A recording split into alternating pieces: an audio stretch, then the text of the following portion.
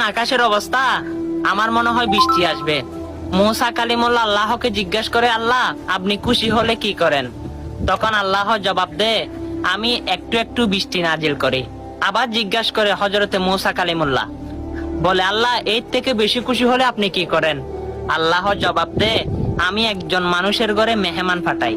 তখন আবার জিজ্ঞাসা করে মুসা কালিমুল্লাহ, আল্লাহ এর থেকে বেশি খুশি হলে আপনি কি করেন? তখন আল্লাহ রাব্বুল আলামিন বলে, আমি একজন মানুষের ঘরে 3টা কন্যা সন্তান দান করি। সুবহানাল্লাহ। হ্যাঁ, আপনি তো এই সুন্দর আল্লাহ এবং হযরতে মুসা কালিমুল্লাহর কাহিনীটা শুনেছেন।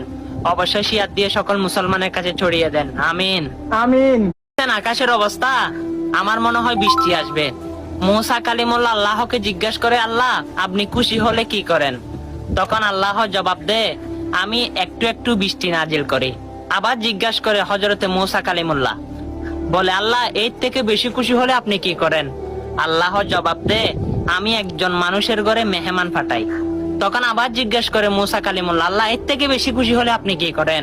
তখন আল্লাহ রাব্বুল আলামিন বলে, আমি একজন মানুষের ঘরে 3টা কন্যা সন্তান দান করি। সুবহানাল্লাহ।